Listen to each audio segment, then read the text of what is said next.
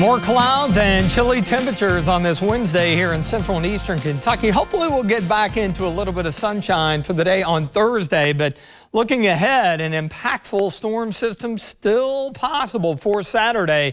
Looking at some slushy accumulations for parts of the area, especially along it, looking more like the I-64 corridor farther south. Plain old rain, and the active weather pattern continues with a wind and rain event coming up next Tuesday. So we're really going to crank things up here. Start out with a little sunshine this morning, but you see the mid to high level cloudiness on the northern edge of that southern storm system kind of clipping us here in central and eastern Kentucky. Clouds actually look like they're trying to thin out a bit here in the bluegrass westward, but we got another boundary that's going to be moving in a little bit later on with some additional cloudiness. In fact, even though the sun has set within the last 10 minutes, it looks like we've cleared a bit out at the Kentucky Horse Park. In fact, top of the hour, 36.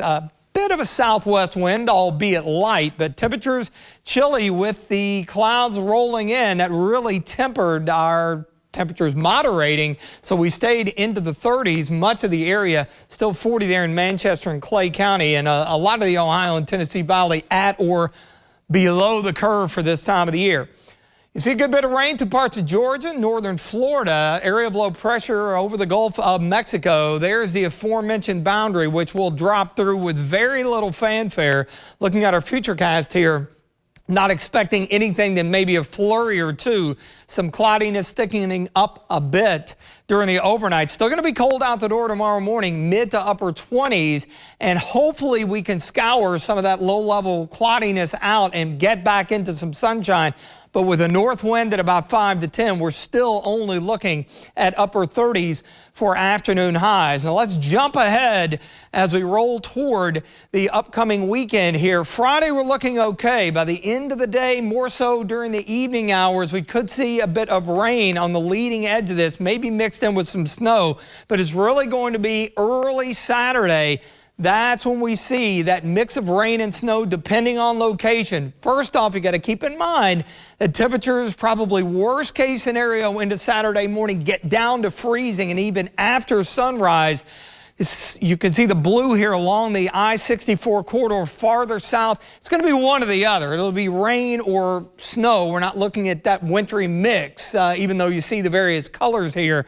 But nevertheless, whatever falls will be kind of slushy, elevated surfaces, and then this stuff's going to kick out fairly quickly. So the impact's pretty low. Amounts not expected to be very much at all, maybe an inch or so. Just looking at some of the latest data, power outages not an issue with a lack of wind. Could see some slushy roadways, and we're not going to see any frigid or really cold air back behind it. Notice Sunday, we're in the upper 30s to around 40. We're good Monday, and then the other issue is this next system.